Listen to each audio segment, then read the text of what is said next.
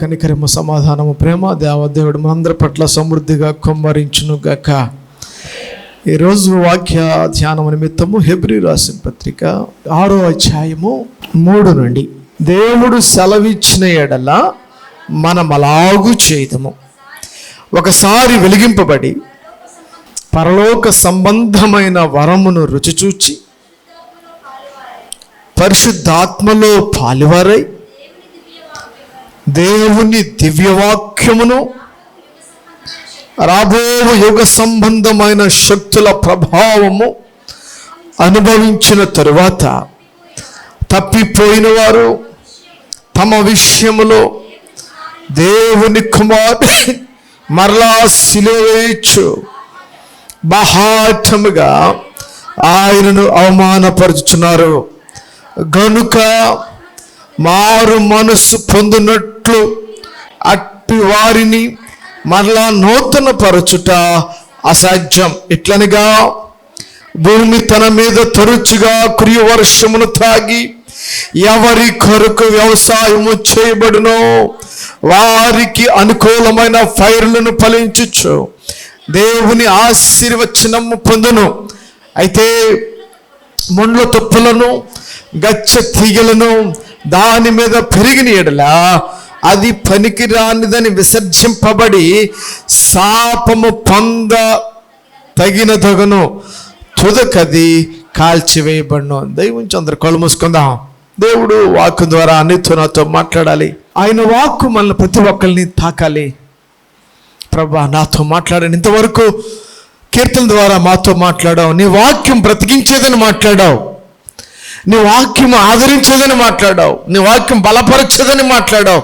Yes, మరొకసారి నీ వాక్యాన్ని మేము ధ్యానం చేయొచ్చుండగా ఓ మా కనులు తెరవమని ప్రతి ఒక్కరు మా హృదయ నేత్రాలు తెరవండియా, మా మనోనేత్రాలు తెరవండియా. ప్రభా నీ వాక్యాన్ని ఎత్తిపెట్టి మాట్లాడుచుండగా ప్రభా నా మాటలు కాదు, నా యొక్క తలంపులు కాదు, నా చిత్తము కాదు, మాకు ఎట్టి ఆహారమైతే అవసరమో, దేని చేత మేము బలపరచబడగలమో, దేని చేత మా హృదయాన్ని కట్టుకోగలమో, ఏ వాక్యము చేత మా యొక్క బ్రతుకులను జీవితములను సరిదిద్దుకోగలము ప్రభా, ఆ వాక్యము మాతో మాట్లాడమని, మా మోడి బారిపోయిన జీవితాలను చిగురింప చేయమని, మా మనోనేత్రాలు వెలిగించమని ప్రభు అని యేసునామమున ప్రేరేపించిన పరమ తండ్రి. ఒక ఎగ్జాంపుల్ చెప్పి ముందుకు వెళ్ళిపోతానే. ఓ తల్లికి 3 కుమారులు ఉన్నారు. ముగ్గురు కూడా బాగా సెటిల్ అయ్యారు. ముగ్గురు బాగా ఆశీర్వదించబడ్డారు.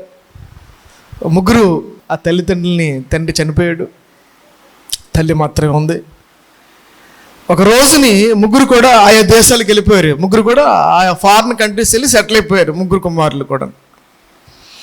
ముగ్గురు కుమారులు ఆ యొక్క దేశాలు సెటిల్ అయిన తర్వాత ఒక రోజుని మదర్ బర్త్డే వచ్చింది. వీళ్ళు ముగ్గురు కూడా ముందుగానే ప్లాన్ చేసుకుని ఒక కుమారుడు అంటాడు వాళ్ళ అమ్మకి, అమ్మ నువ్వు మమ్మల్ని లేని స్థితిలో మమ్మల్ని పెంచావు, పెద్ద చేసావు, ఈ స్థాయికి మమ్మల్ని తీసుకొచ్చావు, నీకు నేను ఒక మంచి అపార్ట్మెంట్, నేను ఒక మేడ గదిని, నీకు నేను అన్ని సకల సౌకర్యాలు నువ్వు అన్నీ నీ దగ్గరికి వచ్చేస్తాయి, ఆ విధమైనటువంటి ఒక అపార్ట్మెంట్ నీకు బుక్ చేస్తారని చెప్పి బర్త్డే గిఫ్ట్గా ఆ కుమారుడు మదర్కి గిఫ్ట్ ఇచ్చాడు. ఆ రెండో కుమారుడు 3 కుమారుడు, ముగ్గురు కుమారుడు ఎవరినో అనుకోండి, అమ్మ నువ్వు మమ్మల్ని పెంచిన విధానం బట్టి, ఆ యొక్క చూసిన విధానం బట్టి నీ కొరకు నేను ఒక మంచి కారు, BMW టైప్లో కారు, ఎందుకంటే వాళ్ళు బాగా ఉన్నత స్థితిలో ఉన్నారు కాబట్టి, వాళ్ళు ఫారిన్ కంట్రీలో ఉన్నారు, వాళ్ళకి వచ్చే డబ్బులు అంతింత కాదు కాబట్టి మంచి కారు, నువ్వు ఎక్కడికి వెళ్ళాలన్నా, నువ్వు ఏ ప్రాంతాలు చూడాలనుకున్నా, నీకు ఒక కార్ డ్రైవర్ని నీకు నేను అరేంజ్ చేస్తాను, నేను మెయింటైన్ చేస్తాను, ఆ కారు సంబంధించినటువంటి ప్రతి పెట్టుబడి నేను ఇస్తాను, నువ్వు ఆ దాంట్లో తిరిగినంత కాలము దాని మెయింటెనెన్స్, దాని కార్ డ్రైవర్ జీతం నువ్వు అంతా కూడా నేను ఇస్తాను నువ్వు అని చెప్పేసి ఒక మంచి కార్ని. 3వ కుమారుడు ఈయన అంటాడు, నేను సర్ప్రైజ్ అన్నాడు. దేవునికి స్తోత్రం కలుగును గాక. ఏమన్నాడు 3వ కుమారుడు? సర్ప్రైజ్ అన్నాడు. సరే ఆ బర్త్డే వచ్చింది. బర్త్డే రోజుని ఆ 3 కుమారులు, ఒక కుమారుడు ఆ యొక్క గిఫ్ట్ని ఆ మదర్కి తెచ్చి ఇచ్చారు. ఆ మంచి అపార్ట్మెంట్. అమ్మ ఫోన్ చేశాడు కుమారుడు, అమ్మ నీకు ఇచ్చినటువంటి బహుమానం ఎలా ఉంది అపార్ట్మెంట్ అన్నాడు. బాబు చాలా బాగుంది నాయన, చాలా ప్రశాంతంగా ఉంది బాబు, అన్నీ నా కాళ్ళ దగ్గరికే వస్తున్నాయి, నేను నడవక్కలేక ఎంత సుందరంగా ఉంది, పీస్ఫుల్గా ఉందని చాలా సంతోషపడింది. అలాగే రెండో కుమారుడు ఫోన్ చేశాడు. రెండో కుమారుడు ఫోన్ చేసి, అమ్మ నేను ఇచ్చిన గిఫ్ట్ ఎలా ఉంది కారు. నాయనా అసలు ఐ వండర్ ఈ కారులో నేను తిరగడం, ఈ కారులో నేను వెళ్ళడం, సకల సదుపాయాలు కారులో కలిగి ఉండడం. సకల సదుపాయాలు మళ్ళీ కారులో ఉంటాయి, అన్ని కార్లు మళ్ళీ ఉంటాయి. వెళ్ళినప్పుడు వచ్చినప్పుడు ఈజీగా స్మూత్ డీలింగ్ ఉంటుంది. చాలా బాగుంది నాయన. ఇద్దరు అయిపోయారు. మూడో వ్యక్తి ఏం చేశాడంటే సర్ప్రైజ్ అన్నాడు కదా, ఆ రోజు వచ్చింది. సర్ప్రైజ్ అన్న తర్వాత మూడో కుమారుడు ఏం చేశాడంటే, ఆ కుమారుడు బిల్డింగ్ ఇచ్చాడు, ఆ కుమారుడు కారు ఇచ్చాడు. మా అమ్మ ఒక్కరితే ఉంటుంది, ఒంటరిగా ఉంటుంది మా అమ్మ, మా అమ్మతో పాటు ఎవరు ఉండలేదు, మా అమ్మకి జతగా ఉండడం కోసం ఏం చేశాడంటే ఒక మంచి హెవీ కాస్ట్లీ పెట్టి ఒక పక్షిని కొన్నాడంట. ఏం కొన్నాడు? పక్షిని కొని దానికి ట్రైన్ చేశాడు. అది పేరు చెప్తే పేరు పలుకుతుంది, మనం ఏం చెప్పామో అది పలకరిస్తుంది, అది మనల్ని కొంతసేపు ఎంజాయ్మెంట్ చేస్తుంది, చాలా బాగుంటుంది, అది చాలా బాగుంటుంది. అలాగా సుమారు సర్ప్రైజ్ అన్నాడు కాబట్టి ఒక నెల రోజుల క్రితం అతను చెప్పాడు తన యొక్క మమ్మీ యొక్క పరిస్థితి, తన పేరు, లేకపోతే తను ఏ విధంగా మాట్లాడాలి, ఆడించాలన్నది మొత్తం కొన్ని లక్షల రూపాయలు పెట్టి ఆ పక్షిని కొన్నాడు సార్. ఇప్పుడు మన మైనా పక్షి ఏదో అంటాం, మాట్లాడుతుంది, తిరిగి మాట్లాడుతుంది. ఈ పక్షిని అలా ట్రైరప్ చేసి ఆ రోజుని ఏం చేశాడు? ఎప్పుడే అమ్మకి పంపాడు. మూడో కుమారుడు ఫోన్ చేశాడు, అమ్మా నేను పంపిన గిఫ్ట్ ఎలా ఉందరా అన్నాడు. సమాధానం మీ నుంచి వచ్చేద్దని అనుకున్నాను.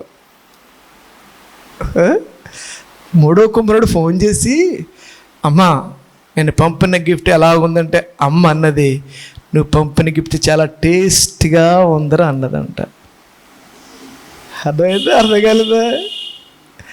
అమ్మ ఏం చేసింది వాళ్ళ అమ్మ ఏం చేసింది? ఆ పక్షిని అబ్బా భలే పంపాడు పుట్టినరోజుకి నా యొక్క కుమారుడు అని చెప్పేసి ఆ పక్షిని బాగా కోడిని కోసినట్టు కోసి చక్కగా ఫ్రై చేసుకుని తిన్నదంట. దేవుని స్తోత్రం చెప్పండి, చెప్పాలి హల్లెలూయా. అంటే వాక్యం నేను ఎందుకు చెప్పానండి అసలు దీన్ని ఎందుకు వాక్యం అంటే, వాక్యాన్ని మనం సరైన విధంగా దాన్ని అనువర్తించుకోలేకపోతున్నాం ఈ రోజుల్లో. ఈ వాక్యాన్ని అందుకే దైవజనులు చెప్పారు చక్కటిగా, వాక్యము మనం బ్రతికించేది. అందుకే ఇది మూలవాక్యం. నేను అసల్లోకి వెళ్తాను, ఇంక ఇంట్రడక్షన్కి అవ్వలేదు. చూద్దాం ఒకసారి వెలిగింపబడి చూద్దాం 4వ వచనం, ఎబ్రీ పత్రిక 4వ అధ్యాయం 6 అందరు కలిసి చూద్దాం. ఒకసారి వెలిగించబడి పరలోక సంబంధమైన వరమును రుచి పరిశుద్ధాత్మలో పాలివారై దేవుని దివ్య వాక్యమును రాబో యుగ సంబంధమైన శక్తుల ప్రభావం అనుభవించిన తరువాత తప్పిపోయిన వారు, ప్రియమైన దేవుని జనంగమా, ఓ సహోదరుడు, ఆ సహోదరి, ఈ వాక్యము ఎవరి కొరకు దేవుడు నాతో మాట్లాడుతాడో తెలియదు, కానీ ఇది ఎవరికి సంబంధించిందో నాకు తెలియదు. కానీ ఒకసారి నువ్వు వెలిగించబడి, ఒకసారి నువ్వు పేరు ప్రతిష్టలు పొంది, ఒకసారి నువ్వు పరిశుద్ధాత్మను పొంది, ఒకసారి పరిచర్యలో పాల్గొని, ఒకసారి నువ్వు దేవుని యొక్క వెలుగులో నడిపింపబడి తప్పిపోతే ఏంటి పరిస్థితి? అది నా యొక్క ప్రసంగం. ప్రియమైన దేవుని చాలా మంది ఫ్యామిలీస్, చాలా మంది యొక్క కుటుంబాలు ఏం జరుగుతుందంటే, వాళ్ళు ఎలాగున్నారంటే పరిశుద్ధాత్మను పొందుకుంటున్నారు, ప్రార్థనలు ఎదుగుతున్నారు, ఏదైనా వస్తే పడిపోతున్నారు, ఏదైనా ఆటంకం వస్తే పడిపోతున్నారు, ఏదైనా సమస్య వచ్చినప్పుడు పడిపోతున్నారు. ఓ ప్రియమైన సహోదరుడా, సహోదరి, నువ్వు ఎవరినో అనుకుంటున్నావు, కానీ ఈరోజు నీ పరిస్థితి, నా పరిస్థితి ఎలా ఉంది? ఒకసారి నువ్వు ఆత్మను పొందవు, ఒకసారి నువ్వు పరిశుద్ధాత్మ అభిషేకాన్ని పొందావు, ఒకసారి నువ్వు వెలిగించబడ్డావు, ఒకసారి నువ్వు ఆత్మలో నడిపించబడుతున్నావు, ఒకసారి నువ్వు దైవజనులతో పాటు వెళ్ళావు, ఒకసారి నువ్వు సంఘముతో పాటు నడిచావు, ఒకసారి నువ్వు సహవాసంతో పాటు నడిచావు. కానీ ఎందుకో దూరంగా ఉంటున్నావు, ఎందుకో ప్రార్థనకి దూరంగా ఉంటున్నావు, ఎందుకో వాక్యానికి దూరంగా ఉంటున్నావు, ఎందుకో సంఘానికి దూరంగా ఉంటున్నావు, ఎందుకో సహవాసానికి దూరంగా ఉంటున్నావు, ఎందుకో కామెంట్ చేస్తున్నావు. స్తోత్రం చేద్దాం గట్టిగా. నీ కొరకు ఈ వాక్యము దేవుడు మాట్లాడుతున్నాడు. ఓ ప్రియమైన దేవుని జనగమా, అనుభవించిన తరువాత ఏమి పేరంటండి? తప్పిపోయిన వారు. ఏమి పేరంట? మీలో తప్పిపోయావు, నువ్వు తప్పిపోయావు. నువ్వు ఎక్కడ పడిపోయావో తమ విషయంలో దేవుని కుమారుని మరలా సిలువ వేయొచ్చు. ఓ ప్రియమైన దేవుని జనగమా, ఎప్పుడో వాళ్ళు వేశారు సిలువ, వీళ్ళు వేశారు సిలువ అని అనుకుంటున్నావు. ప్రియ, ఇది క్రైస్తవులకు మాత్రమే వాక్యము. అందుకే చర్చిలో బోధిస్తున్నాం. ఇక్కడ కూడి ఉన్న నీకు నాకు, ఓ ప్రియమైన దేవుని జనగమా, సిలువ పాట పాడితే కళ్ళంట నీరు తెచ్చుకుంటావు, సిలువ పాట పాడితే అయ్యో ప్రభు అంటావు, సిలువ ఆ ధ్యానం చేస్తే యేసు ప్రభుని చూసి నువ్వు అయ్యి బాబా తండ్రి ఇలాగా అలాగా అలాగా ఎంతో నీ యొక్క హృదయం, నీ శరీరం, నీ మనసు ఒకలాగా అయిపోతుంది. కానీ దానికి కారకులు ఎవరు? ఈరోజు నీవు నేను మరలా సిలువ వేస్తున్నావంట. ఎలాగంటే తప్పిపోయిన మనం ఓ పరిశుద్ధాత్మ నుండి తప్పిపోతున్నాం, పరిశుద్ధాత్మ శక్తి నుండి తప్పిపోతున్నాం. మీటింగ్లు జరుగుతూ ఉంటే నాకు అక్కర్లేదు, నాది కాదులే. ఉపవాస ప్రార్థన జరుగుతూ ఉంటే ఉపవాస ప్రార్థన నాకు కాదులే, నేను శ్రమపడ్డాను, నేను కష్టపడ్డాను, నేను కొద్దిగా అలసిపోయాను, రెస్ట్ తీసుకుంటాను. ఆదివారము నిర్లక్ష్యం చేసే ఓ ప్రియమైన దైవజనుడా, ఓ ప్రియమైనటువంటి ఓ సంగమా, ఆదివారము దేవుడు దీన్ని ప్రియముగా ఎంచాడు. స్తోత్రం చెప్తాం గట్టిగా, చెప్పు గట్టిగా, దేవుని స్తోత్రం చెప్పు. ఎందుకు ఆదివారాన్ని నిర్లక్ష్యం చేసి మరలా సిలువ వేస్తున్నావు? శనివారం వస్తేనే నువ్వు ఉపవాసం మానకుండగా, నువ్వు క్రమంగా నువ్వు ఉపవాసం ఉండి దేవుని సన్నిధిలో కన్నీరు కార్చే నీవు, నీ కుటుంబంతో సహా వచ్చి దేవుని సన్నిధానంలో ప్రాధాన్యపడి నీవు ఈరోజు ఏంటో తెలీదు, ఎందుకో తెలీదు, దూరంగా ఉంటున్నావు. ఎందుకో దూరంగా ఉంటున్నావు. దేవుడు నీతో నాతో మాట్లాడుతున్నాడు. ఒక ఉదాహరణ కూడా చెప్పాడు కింద ఒక ఉదాహరణ. దేవుడు భూమిని సృష్టించాడు.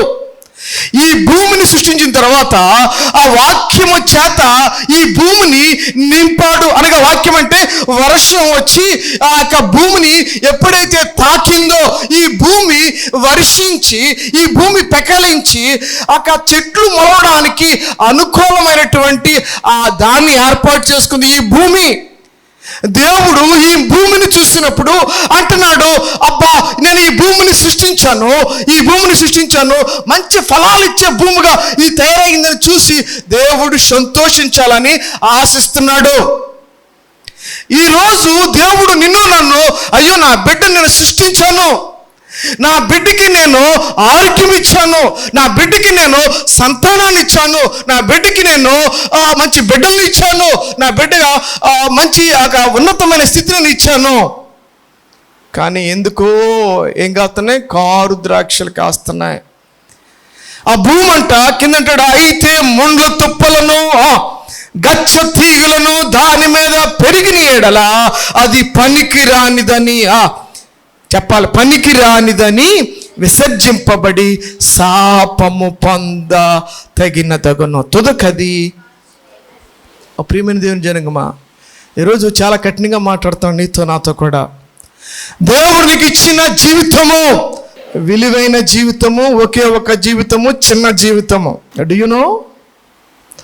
విలువైన జీవితము, ఒకే ఒక జీవితము, చిన్న జీవితం నీది, నాది కూడానే. ఆ జీవితము దేవుడు ఈ విలువైనటువంటి బహుమానాన్ని నీకు నాకు ఇచ్చాడు. ఎలా జీవిస్తున్నావు ఈ జీవితాన్ని? ఒకసారి మధ్యాహ్న సమయంలో మనం అందరం ఆలోచన చేసుకుందాం. దేవుడు ఒక భూమిని సృష్టించిన తర్వాత ఆ భూమి మీద ఆ వర్షం పడినప్పుడు మంచి చెట్లు ఎదగాలి, ఫలాలు ఇవ్వాలి అని దేవుడు చూశాడు. దేవుడు నీకు జీవితం ఇచ్చాడు, నీకు ఒక మంచి యోగ్యకరమైనటువంటి వృత్తిని ఇచ్చాడు, ఒక పదవిని ఇచ్చాడు, ఒక ఉద్యోగాన్ని ఇచ్చాడు, ఒక మంచి బిడ్డగా, ఒక తల్లిగా, ఒక కుమార్తెగా, ఒక ఇల్లాలుగా దేవుడు నన్ను తయారు చేసి ఒక గృహాన్ని ఇచ్చిన తర్వాత దేవుడు అడుగుతున్నాడు, ఏది మంచి ఫలాలు వేయి, మంచి ఫలాలు వేయి. నేను ముందుకెళ్ళిన అంటే ఎక్కువ మాట్లాడిన కానీ ఒక రాజుగారిని మీకు చూపించి ఎందుకు అలా పడిపోవడం ఒక రాజుగారిని చూపెడతాను. నేను తీద్దామని అందరం 2వ దినవృత్తాంతాల గ్రంథము తీయండి ఒకసారి. ఒక రాజుగారిని చూపెడతాను నేను. పాత నిబంధనలోకి వెళ్ళి ఆ రాజుగారి గురించి ఎలాగా ఏ విధంగా ఆ రాజుగారు మరి పడిపోయాడో 2వ దినవృత్తాంత గ్రంథం 28వ అధ్యాయము 19వ వచనం చూడండి ఒకసారి. ఆహాజు యూదా దేశమును దిగంబరినిగా చేసి యెహోవాకు ద్రోహము చేసి ఉండెను కనుక యెహోవా ఇజ్రాయేలు రాజును ఆహాజు చేసిన దానిని బట్టి యూదా వారిని హీనపరచెను. ప్రియమైన జనజనంగా ఒకసారి నా చూడండి. ఒకసారి ఇష్టం చెప్పిన తర్వాత ఒకసారి బైబిల్లోకి వెళ్దాం. ఆహాజ్ అంటే తెలియాలి కదా. ఆహాజ్ అంటే ఎవరండి? ఆహాజ్ అంటే ఎవరు అసలు చెప్పండి. ఆహాజ్ అంటే ఎవరు? ఆహాజ్ అంటే ఎవరు? రాజుగారు. ఇజ్రాయేలీల్ని ఒకసారి జాగ్రత్తగా వినండి. ఒక హిస్టరీ చెప్పిన తర్వాత అప్పుడు ముందుకు వెళ్తాను. ఇజ్రాయేలీల్ని ఫస్ట్ రాజు ఎవరు? సౌలు తర్వాత దావీదు గారు, దావీదు గారి తర్వాత సొలొమోను గారు. ఈ సొలొమోను గారు వచ్చిన తర్వాత ఈ ఇజ్రాయేల్ రాజ్యం ఏమైపోయింది? 2 భాగాలు అయిపోయింది. 10 రాజ్యాలు కలిసి ఒక రాజ్యం, అంటే 10 గోత్రాలు కలిసి 2 గోత్రాలు కలిసి ఒక రాజ్యం. ఇదేమో యూదా దేశం అన్నారు, ఇదేమో ఇజ్రాయేల్ దేశం అన్నారు. ఈ 10 గోత్రాలు కలిసి సుమారు 2.5 9.5 లెక్క అండి యాక్చువల్ కానీ 2.5 10.5 లెక్క. అయితే ఈ 10 రాజ్యాలు ఇజ్రాయేల్ రాజ్యం అన్నారు. వీళ్ళేమో యూదా అంటే దావీదు యొక్క వంశం పుత్రం అలాగలాగా సుమారు 21-22 మంది ఈ రాజ్యాన్ని పరిపాలన చేశారు. వీళ్ళు 19 మంది సుమారు ఇజ్రాయేలుని పరిపాలన చేశారు. ఈ ఆహాజు కూడా ఈ యూదా రాజ్యాన్ని ఏలినటువంటి ఒక రాజు. ఆయన తాత ముత్తాతలు అంటే దావీదు గారిని పోలుస్తూ ఉంటారు. దీని గురించి ఇంకా చెప్పాలంటే మొదటికి వచ్చేయండి, అధ్యాయం మొదటి వచ్చినాం. ఆహాజు ఏలన ఆరంభించినప్పుడు 20 సంవత్సరములు గలవాడై యెరూషలేములో 16 సంవత్సరములు ఏలెను. అతడు తన పితరుడైన దావీదు వలె యెహోవా దృష్టికి యథార్థముగా ప్రవర్తించలేదు. గట్టిగా దీని స్తోత్రం చెప్దామా. ఆహాజు యొక్క తండ్రి పేరు యోతాము. యోతాము గురించి కూడా మనం చూస్తే ఆ పై అధ్యాయం మనకు ఎదురుకుండా ఉంది. 6వ వచనం, పై అధ్యాయం 6వ వచనం చూడండి సరే. ఇలాగున యోతాముడు తన దేవుడిన యెహోవా దృష్టికి యథార్థముగా ప్రవర్తించి బలపరచబడెను. దేవుని స్తోత్రం చెప్తాము గట్టిగాని. ఎవరి కోసం మాట్లాడుతున్నాను నేను?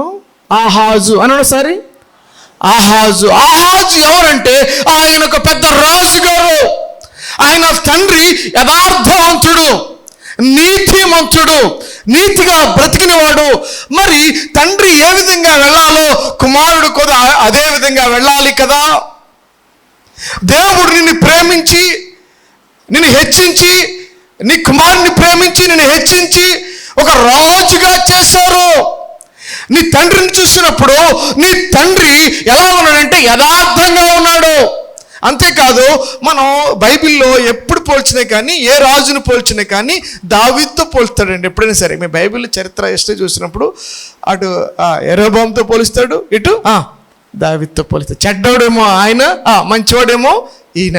దేవుడు అంటున్నాడు ఆహాజు తోటి, నీ పితరుడైన దావీదు వలె నువ్వేం చేయలేకపోయావు, నువ్వు యథార్థముగా నువ్వు ప్రవర్తించలేదు.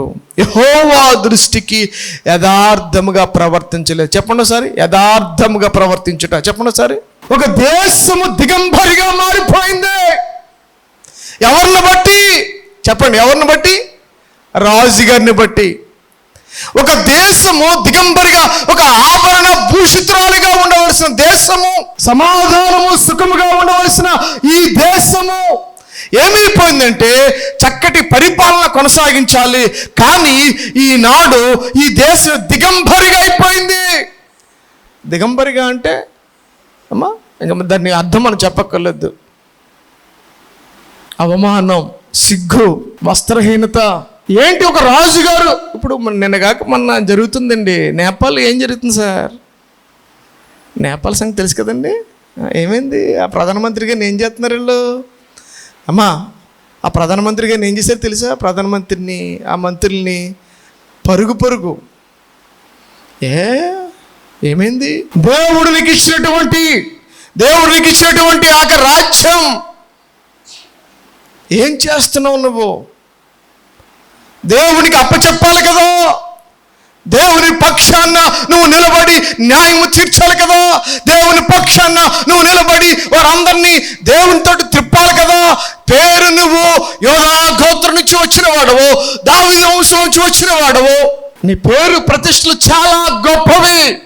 కానీ నీ పరిస్థితి చూసినప్పుడు దావీదు వలె ఉండటం లేదు. ఈరోజు దేవుడు నీతో నాతో మాట్లాడుతున్న మాట ఆ రాజు గురించి కాదు, ఒక ఇంటికి అధిపతి. చెప్పండి, ఒక ఇంటికి అధిపతి ఎవరు? తండ్రి. ఓ తల్లి, ఓ తండ్రి, ఒక కుటుంబం కొరకు దేవుడు నీతో నాతో మాట్లాడుతున్నాడు. ఓ కుటుంబం యజమానుడా, ఓ కుటుంబ యజమానురాలా, ఓ ప్రియమైన సంగమం, మన కుటుంబాల్లో దేవుని సన్నిధానంలో ఉల్లాసభరితముగా ఉండాలి, ఆభరణ భూషితురాలుగా ఉండాలి. కానీ దిగంబరత్వం ఎందుకు కనబడుతుంది? ఎందుకు అంటే దావీదు ఏ విధంగా నీతిమంతుగా బ్రతికాడో ఆ నీతిగా నువ్వు బ్రతకలేకపోతున్నాడు.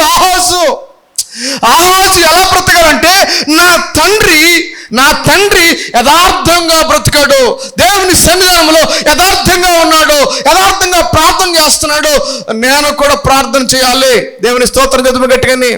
ఒక మాదిరికరంగా ఉండాలమ్మా. ఓ తల్లి, ఓ తండ్రి, నీ కొరకు ఈ వాక్యం. ఓ తండ్రి, ఓ తల్లి, నీ గృహము, నీ ఇల్లు మంచిగా కట్టబడాలంటే you are based on the father and mother, only of them. మీరు మాత్రమే మీ కుటుంబాన్ని కట్టుకోగలరు. నీ కుమారులతోటి నువ్వు స్నేహముగా ఉండాలి, నీ కుమార్తెలతో నువ్వు స్నేహముగా ప్రవర్తించాలి. మాట్లాడితే కసురుకోవడం, మాట్లాడితే కోప్పడం, మాట్లాడితే అసహించుకోవడం, వాడి అవసరతలు తీర్చలేకపోవడం. సిగ్గుగా లేదా నీకు? సిగ్గుగా లేదమ్మా నీకు? నీ కుమార్తె ప్రవర్తన చూసి నువ్వు సిగ్గుపట్టలేదా? నువ్వు నీ కుమారుడు ప్రవర్తన చూసి నువ్వు సిగ్గుపడటలేదా? నువ్వు సిగ్గుపడవలసిందే. ఎందుకో తెలుసా? ఆహాజు ఏం చేశాడంటే తన పితరులను చూసి నేర్చుకోలేకపోయాడు. పితరులు ఎలాగైతే అక్కడ రాజ్యాన్ని ఏలారో 40 సంవత్సరాలు ఏలాడు దావీదు. సొలొమోను 40 సంవత్సరాలు ఏలాడు. మరి ఈయన తానికి వచ్చాడికి 16 సంవత్సరాలకే ముగిసిపోయింది.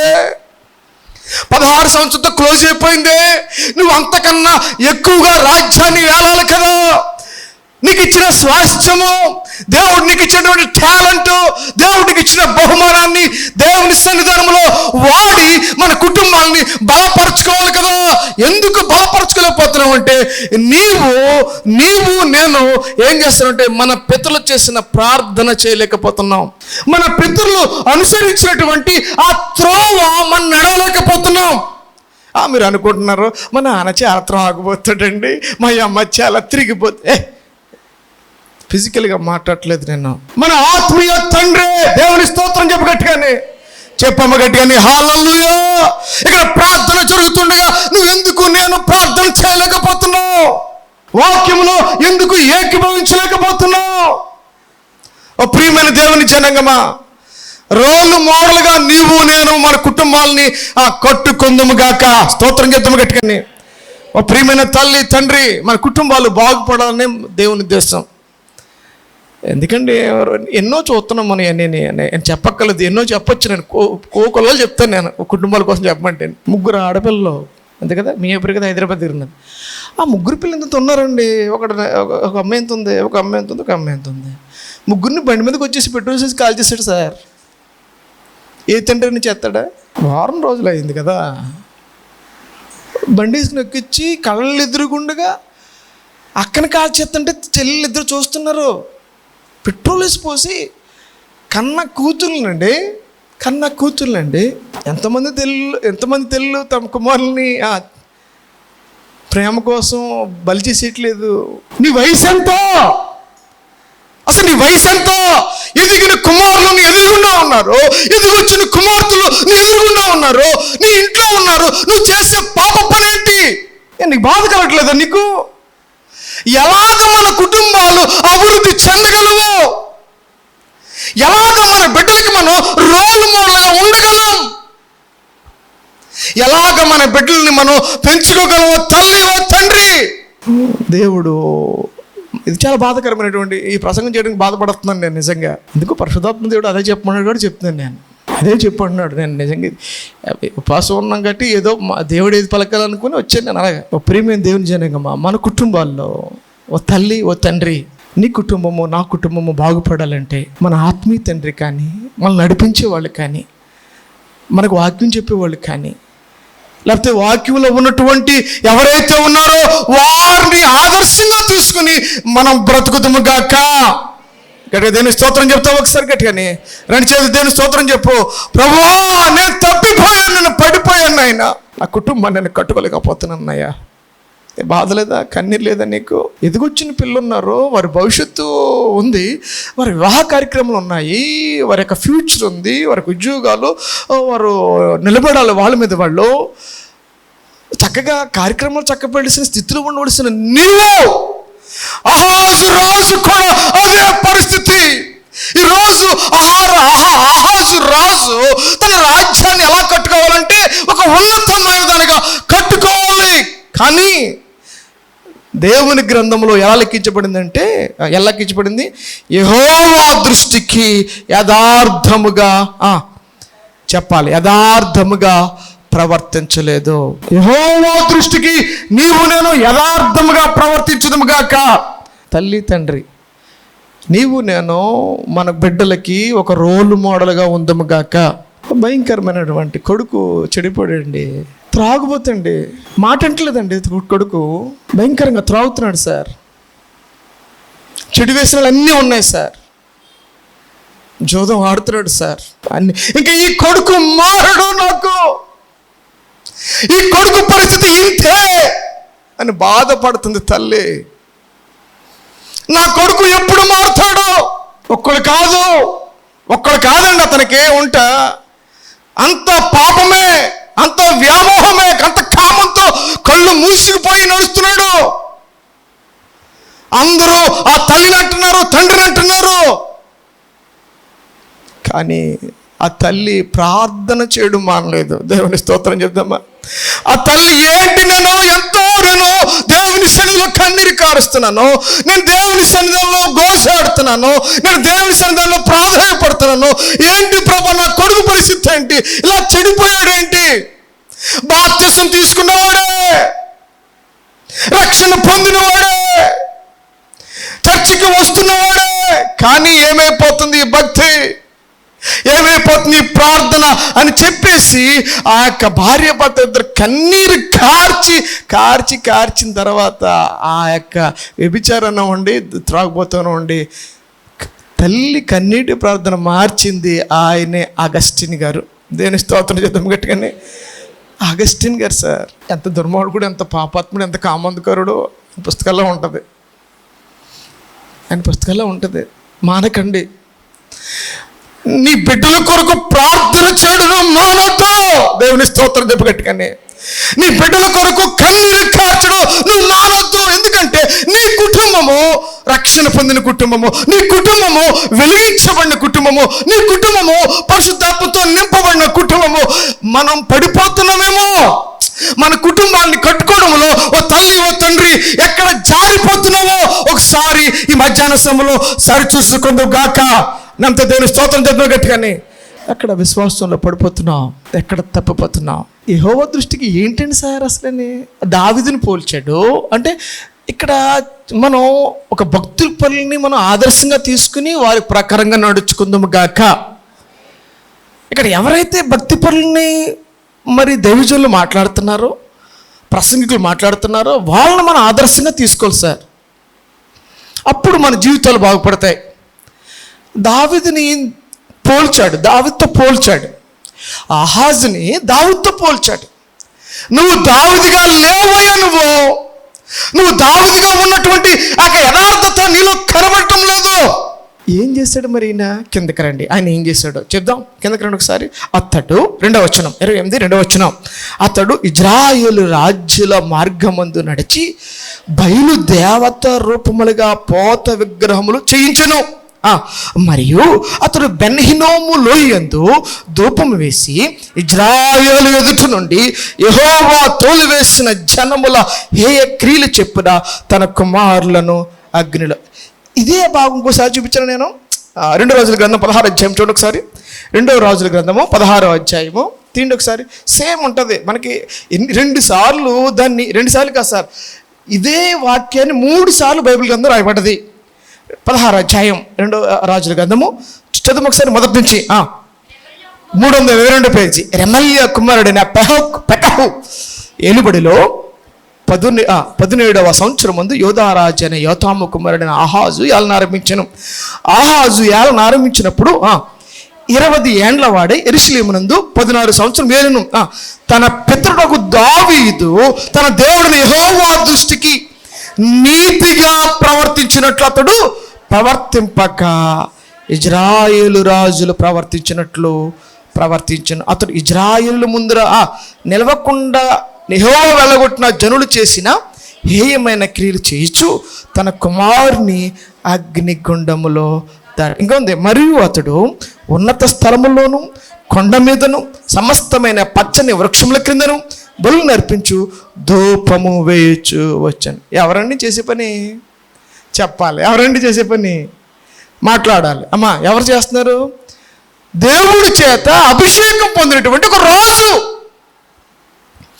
నువ్వు నీకు ఒక ఆలయం ఉంది సార్. దావీదు గారు కట్టించిన ఆలయం ఉంది సార్. సొలొమోను గారు కట్టించిన ఆలయం ఉంది సార్. అక్కడ ఆలయంలో నీవు నిత్యము ఏం చేయాలంటే ఆరాధన చేయాలి. స్తోత్రం చెప్తాం గట్టిగాని. అటువంటిది వీడు ఏం చేశాడంటే, ఈ రాజు తన కుమారుల్ని పంపలేదు. ఎక్కడ పంపాడంటే బెన్ హిన్నోం లోయ. బెన్ హిన్నోం అంటే, హిన్నోం అంటే దేవత అండి. బెన్ అంటే కుమారుడు, దేవత కుమారుడు. అంటే వాళ్ళు ఏం చేస్తుంటే ఒక దేవతకి వాళ్ళ కుమారుల్ని అగ్నిలో దహించేస్తున్నారు. అంతగా దిగజారిపోయాడండి ఒక అభిషిక్తుడైనటువంటి రాజు. వాళ్ళ కుమారుల్ని చక్కగా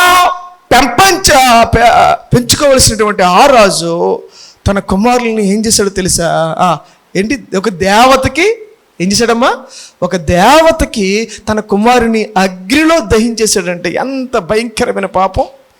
నువ్వు పెట్టుకున్నది పేరు క్రిస్టియన్, నువ్వు చేసే పాపం. నీ పేరు చూస్తే వీళ్ళు క్రైస్తవులు, వీళ్ళు అబెద్నెగో గారి చర్చి, వీళ్ళ వాడపల్లిలో మంచి ఉన్నతమైన చర్చి, కానీ పలానా వాడున్నాడు, కానీ పలానా ఆడు అని అంటున్నారేమో. ప్రియమైన సహోదరుడా, సహోదరి, ఎలాగ మారిపోడు ఈ తండ్రి.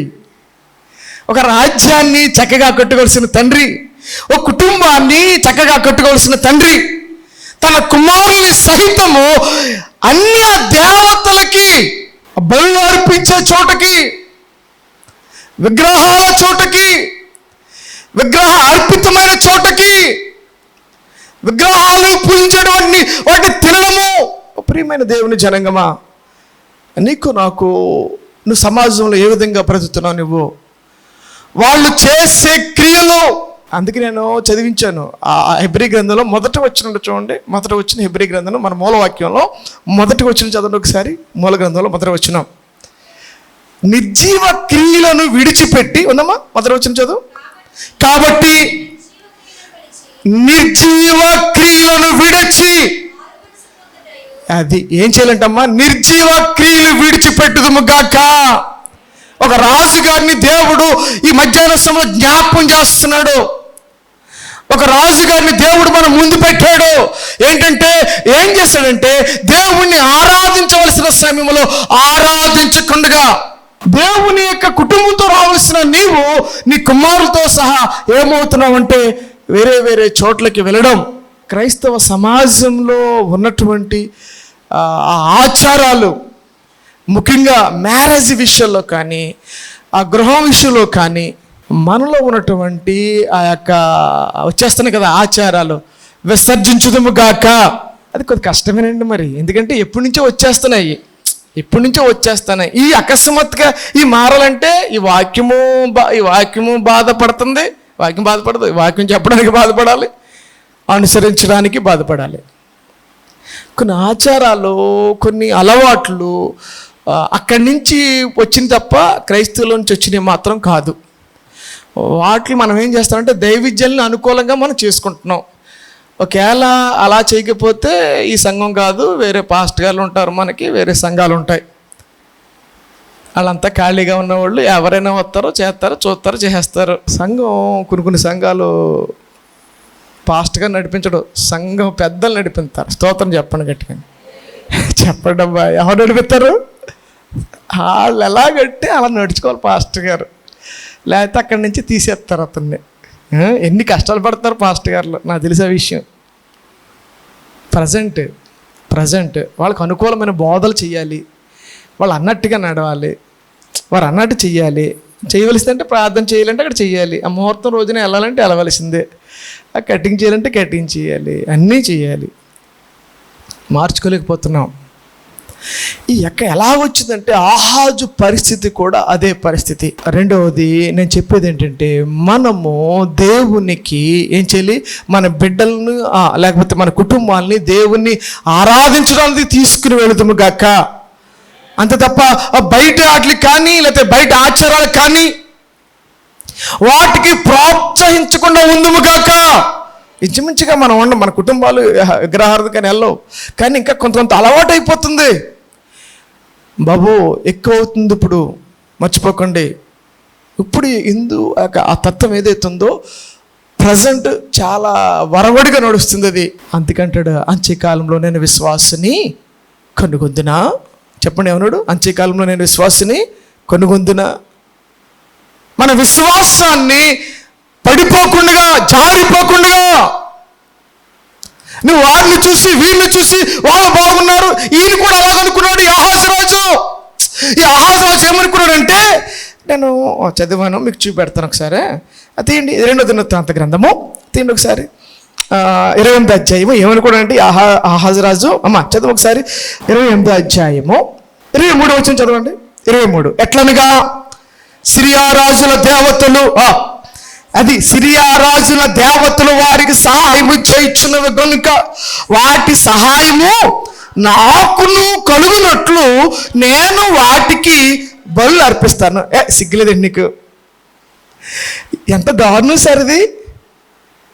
వాళ్ళు ఇప్పుడు మనం అంతా ఎలాగున్నామంటే, ఎవరినో చూస్తున్నావు నువ్వు, వాడు మొక్కోడు కాబట్టి, నీకన్నా పయ్యోడు మొక్కోడు కాబట్టి నువ్వు మొక్కేస్తున్నావు. అర్థం చేసుకోండి వాక్యాన్ని. నీకన్నా కొద్ది బాగా ఉన్నవాడు, నీకన్నా కొద్ది బలమైన వాడు, నీకన్నా కొంచెం బాగా ఉన్నవాడు ఏది చేస్తే నువ్వు ఏం చేస్తున్నావు? అదే చేస్తున్నావు. ఎందుకంటే వాడికి చేశాడు, అలా ఫాలో అయిపోతున్నావు. ఈ రాజు గారికి అసలు బుద్ధి లేదా? నీకు ఉద్యోగం ఇచ్చింది ఎవరు? నీకు పట్టాభిషేకం చేసింది ఎవరు? రాజుగా నిలబెట్టింది ఎవరు? ఈ స్థానాన్ని కల్పించడం మర్చిపోయి ఆ దేవతలు వాళ్ళకి గెలిపించారు, నన్ను గెలిపిస్తారు. అందుకే దావీదు రాజు ఎప్పుడు కూడా అంటమ్మా దావీదు గారిని పోల్చుకున్నాడు. ఎందుకంటే దావీదు గారు ఏ యుద్ధానికి వెళ్ళినా, ప్రభువా ఈ అశ్షూరు మీదకి నేను వెళ్తాను, ఈ ఫిలిష్తీయుల మీదకి నేను వెళ్ళాలా, దేవుని యొద్ద విచారణ చేసి అప్పుడు వెళ్ళేవాడంట. దేవునికి స్తోత్రం చెప్తాం గట్టిగాని చెప్తామా, హల్లెలూయా. అది పరిస్థితి. ఆహాజు రాజు రెండో చేసిన తప్పు ఏంటంటే, తన కుటుంబాన్ని దేవుని వైపు తిప్పకుండా విగ్రహాల తట్టు తిప్పేశాడు. దేవుని వైపు కాకుండా దేవతల వైపు తిప్పేశాడు. దేవుని వైపు కాకుండా దేవతల ఆచారాల తట్టు తిప్పేశాడు. అందుకే మన కుటుంబాలు దిగంబరిగా ఉంటున్నాయేమో. హీనపరచబడుతున్నాయేమో, నువ్వు ఖండించలేకపోతున్నావు. ఎందుకంటే ఆ ఆచరణ మునిగిపోయావు కాబట్టి.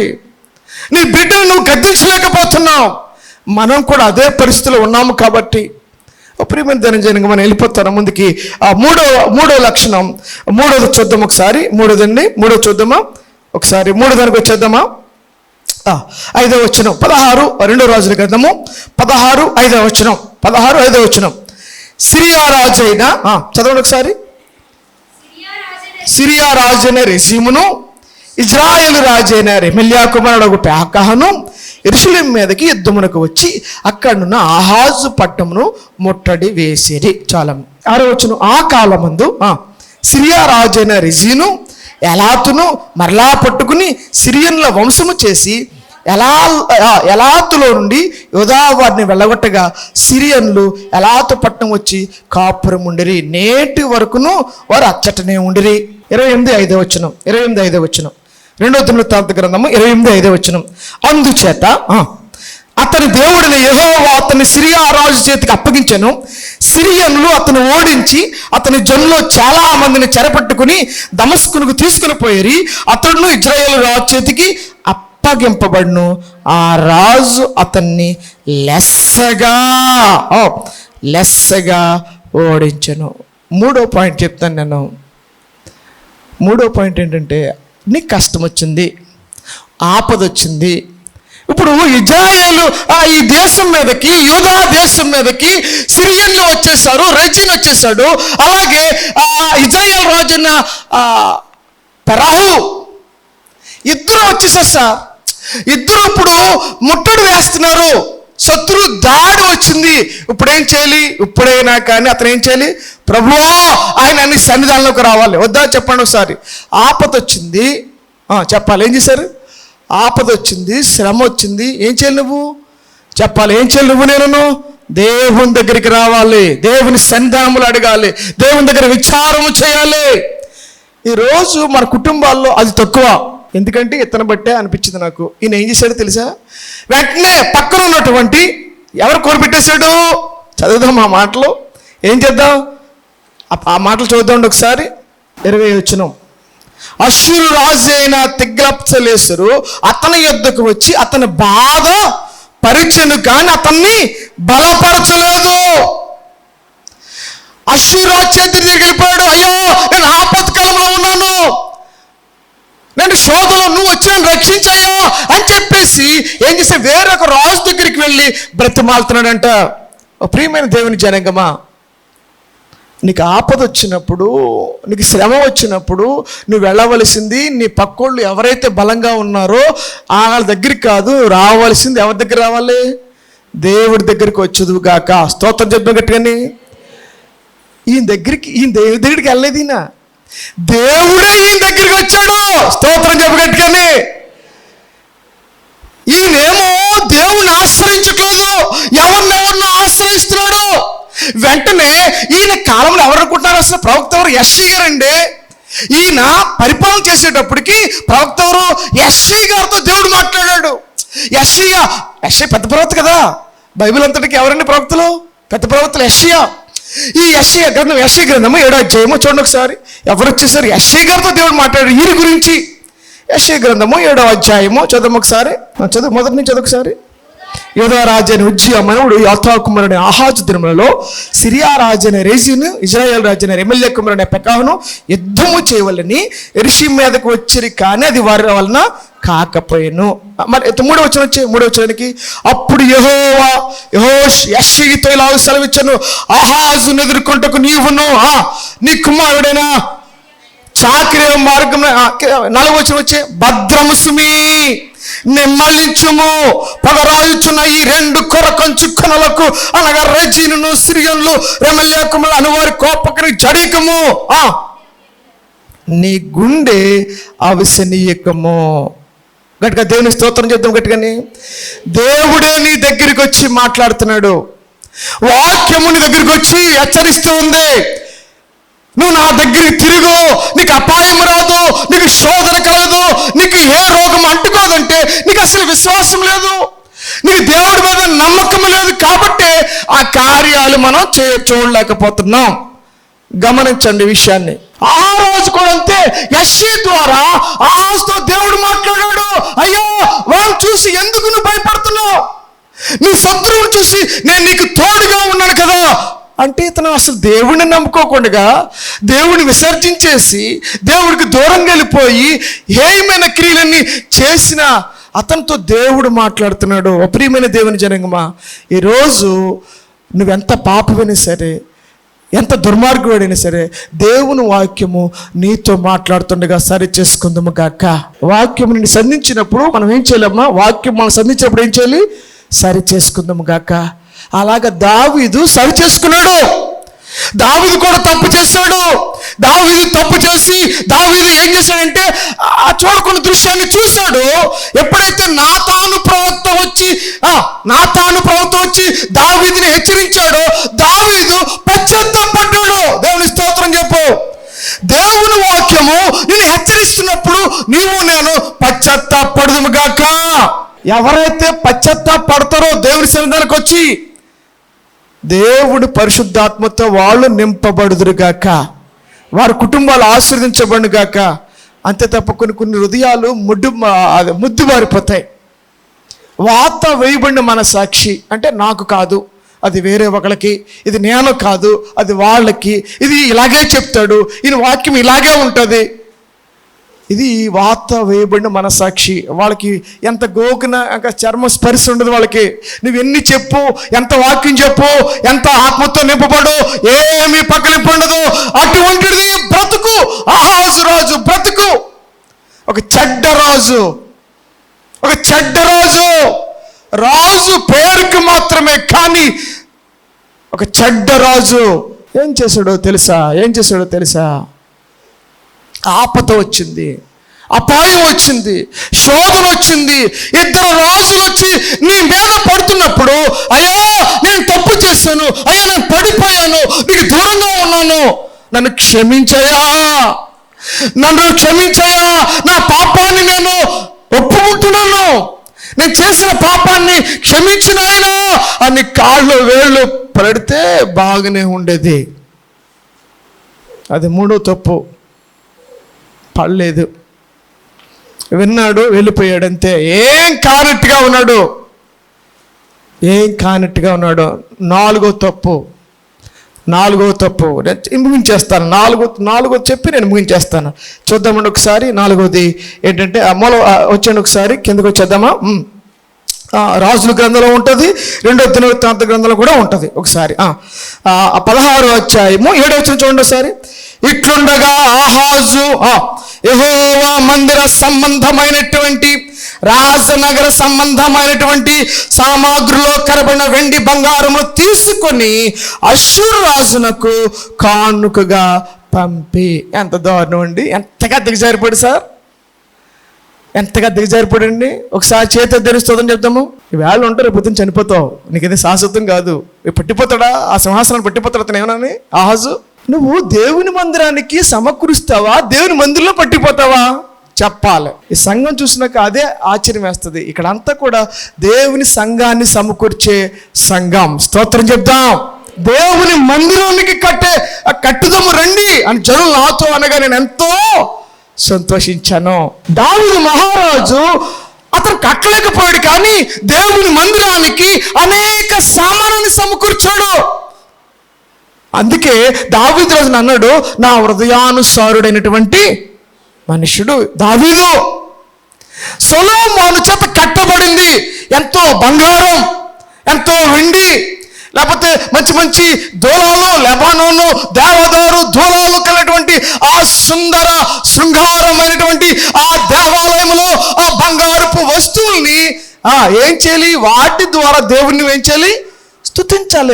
ఆ గిన్నెల్ని, ఆ పాత్రల్ని, ఆ నూనె ఉంటాయి కదా, రాత్రి ఆ దీపం వెలగడానికి బంగారు పాత్రలు, ఆ నూనె, ఆ యొక్క దీపము, అవన్నీ ఏం చేశాడంటే మా నోడు ఎవరికి ఇచ్చేసాడు?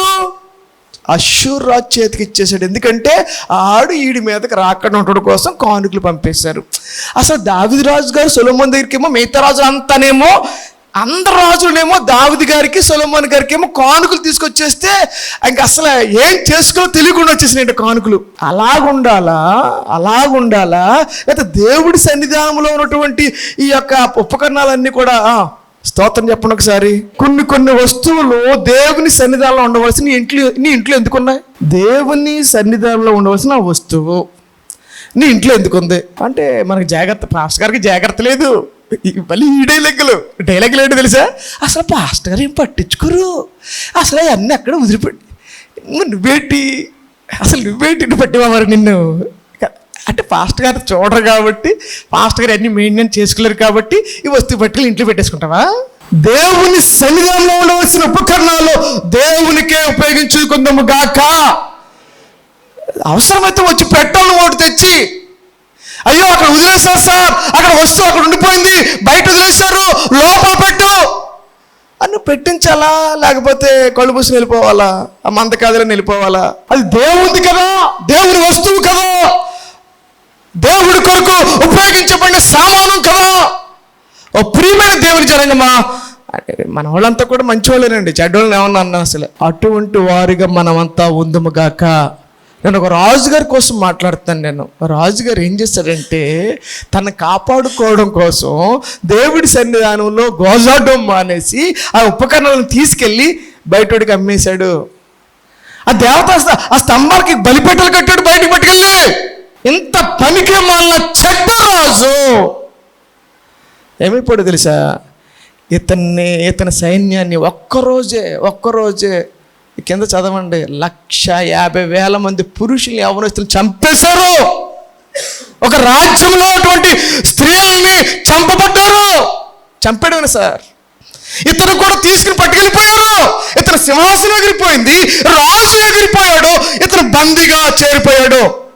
అందుకే నేను మూలవాక్యాన్ని అది ఎత్తుకున్నాను. మూలవాక్యం అదే, నీవు ఫలించకపోతే, నువ్వు మంచి కాపు కాయకపోతే, ఆ భూమి ఆ వర్షాన్ని పొందిన తర్వాత నువ్వు మంచి ఫలం పొందకపోతే అది ఏమైపోతుందండి? కాల్చివేయబడుతుంది, శపించబడుతుంది, శాపగ్రస్తం అయిపోతుంది. నేను ముగిస్తాను చివరి మాటలో. ఓ ప్రియమైన దేవుని జనంగమా, ప్రియమైన సహోదరుడా సహోదరి, ఈ ఫిజికల్ ఆలయం కోసం మాట్లాడాను కదా, ఇదేంటిది చెప్పాలి. ఇదేంటిది? నిజమైన ఆలయం ఇది. చెప్పండి అంతా, ఏంటిది మాట్లాడాలి. ఇదేంటిది? మన దేహము దేవుని ఆలయము కాదా? ఈ దేహము దేవుని ఆలయము కాదా? ఈ అవయవాలు దేవుడిచ్చినవి కాదా?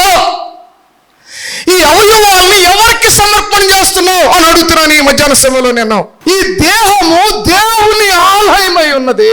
ఈ దేహముతో నేను దేవుని స్తుతించాలి కదా. ఈ అవయవాల్ని ఏం చేసావు? ఈ అవయవాల్ని ఎవరికి అమ్మేశావు? ఈ చేతులతోటి భయంకరమైన త్రాగుడు బోతులైపోతున్నారు. చాలా బాధకరం సార్.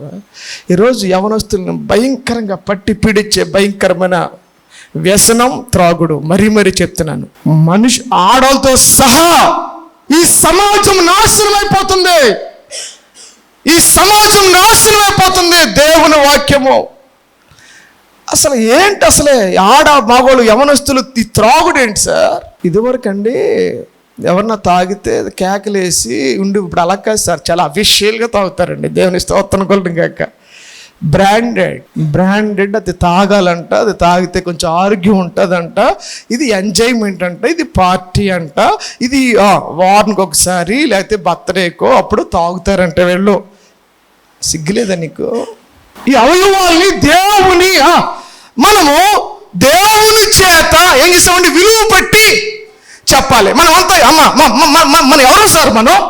మనం ఆయన మన తన స్వరక్తము చేత చెప్పండి కొనుక్కున్నాడు నిన్ను. దేవుని స్తోత్రం చెప్పగట్టుగాని, నీవు నీ సొత్తు కాదు.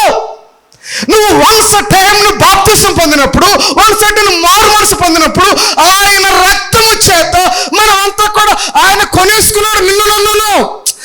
మనము కాదు, మనమంతా దేవుని బిడ్డలము, దేవుని రక్తము చేత కొనబడిన వారము. ఈ అవయవాలతో దేవుని ఆరాధన చేతుముగాక. స్తోత్రం చెప్పగట్టుగాని చెప్తాము హల్లెలూయా. ఏంటి సార్ మరి అవయవాళ్ళని ఏం చేస్తున్నావు? నా మనసంతా నువ్వు, ఈడు మనసంతా ఆడు, ఆడ మనసంతా ఈడు. తర్వాత 4 రోజులు ముచ్చట తర్వాత అప్పుడు ఉంటుంది ఎవడ మనసు ఎవడదో. భయంకరమైన త్రాగుడు, హోమోగ్రఫీ, ఫోనోగ్రఫీ, కామము, పెళ్ళి అవ్వకుండానే శరీరాలని పాడు చేసుకోవడం, ఈవెన్ పెళ్ళి అయిన తర్వాత కూడా అక్రమ సంబంధాలు. ఈ అవయవాలను ఎవరికి అప్పించావు సార్ నువ్వు? ఈ చేతులతో నువ్వు ద్రాక్షరసం తాగుతున్నావా? ఆయన రక్తాన్ని నువ్వు తాగుతున్నావా? ఆయన శరీరాన్ని నువ్వు భుజిస్తున్నావా? ఆయన నిన్ను కొన్నాడు కదా, విలుపెట్టి కొన్నాడు కదా. నువ్వు నా సొత్తు కాదు కదా. ఇప్పుడు ట్రైన్లో వెళ్తున్నాడు సార్ ఆయన దైవజనుడు. వీళ్ళు ట్రైన్లో వెళుతున్నప్పుడు వాళ్ళు అడుగుతారు సార్. వాళ్ళు ఏమని అడుగుతారంటే, అయ్యా మాకు చీర్ మాకు ఇస్తామని అడిగారు సార్ వాళ్ళు. ఈయన అంటాడు దైవజనుడు, ఆల్రెడీ తనకు అనుభవం ఉంది, దైవజనుడికి అనుభవం ఉంది బాగానే. ఇప్పుడు అంటాడు ఆ దైవజనుడు, నాకు చేతులు లేవుగా అన్నాడంట. ఏమన్నాడంట దైవజనుడు, నాకు ఏంట్రా ఈడెవడరా మతిలేనుడు, ఈడికి చేతులు లేవంటాడు. వీడు ఎవడ పిచ్చోళ్ళగా ఉన్నాడు వీడు. మళ్ళీ కొంత సమయం అయింది, అదే ట్రైను వీళ్ళంతా కూడా ప్యాకెట్ వేసుకుంటున్నారు. వీళ్ళంతా ప్యాకెట్ ఆడుతుంటే, దా వచ్చి నువ్వు కూడా మొక్కాయి. దైవజనుడు అంటున్నాడు, నా చేతులు లేవుగా. ఈ చేతులు ఎవరి అవి? నేను దేవునికి సమర్పణ చేశాను. నా హృదయాన్ని నేను దేవుడికి ఇచ్చేసాను. నా తలంపుల్ని నేను దేవుడికి ఇచ్చేసాను. నా చూపుల్ని నేను దేవుడికి ఇచ్చాను. కాబట్టి నేను చెడుని చూడను. ఒక తీర్మానం చేసుకుని ఇంటికి వెళ్దాము గాక. ఈ చేతులు ప్రభు నువ్వు ఇచ్చావు నాయన, నీ పని కొరకు నేను ఉపయోగిస్తాను. ఈ హృదయం, ఈ మనసు నువ్వు ఇచ్చావయ్యా. ఈ కళ్ళు నువ్వు నాకు ఇచ్చావయ్యా. నువ్వు కొనేసుకున్నావు. నేను కాదయ్యా, నువ్వు కొనేసుకున్నావు. నేను కాదయ్యా, ఆయన మనందరినీ తన స్వరక్తం ఇచ్చి, విలువైన రక్తం ఇచ్చి కొన్నాడు అంటే దేవుని స్తోత్రం చెప్పు. ఇంకా నీకు నువ్వు కాదు, నువ్వెవరు బిడ్డవు? నువ్వు దేవుని సొత్తు, దేవుని బిడ్డవి. దేవుని ఆరాధన చేయి, నీ జీవితాన్ని కాపాడుకో. ఆహాజు వల్లే కాకుండా ఒక యథార్థమైనటువంటి నీతిమైనటువంటి కుటుంబాలుగా, జీవితాలుగా దేవుడు మన కుటుంబాలని నడిపించును గాక. కళ్ళు మూసుకు ప్రార్థన చేద్దాం. మమ్మల్ని మిక్కిలిగా అప్పగించిన పరలోక తండ్రి, ఈ మధ్యాహ్న సమయంలో ప్రభువా, ఒకసారి మేము వెలిగించబడి, ఒకసారి పరిశుద్ధాత్మ వరమును రుచి చూచి, అయ్యో ప్రభు అది పోగొట్టుకుంటే, అది కోల్పోతే ఎంత నష్టమో మాకు నాయన ప్రభా ఆహాజు ప్రవక్త ద్వారా చూపించావు నాయన. ఆహాజు ప్రవక్త ద్వారా మాత్రం మాట్లాడావు ప్రభా. ఆహాజు రాజు ద్వారా మాత్రం మాట్లాడావు ప్రభా. అవును ప్రభా, అటువంటి స్థితి మాకు కాకుండా యథార్థంగా జీవించే భాగ్యము, యథార్థంగా నడుచుకునే భాగ్యము, నీతిగా నడుచుకునే భాగ్యము మాకు అనుగ్రహించండి. మా దేహములు, మా శరీరములు సజీవముగా నీకు సమర్పించే భాగ్యాన్ని మాకు అనుగ్రహించమని ప్రభువైన యేసు నామం పేరిట వేడుకొనుచున్న పరమ తండ్రి.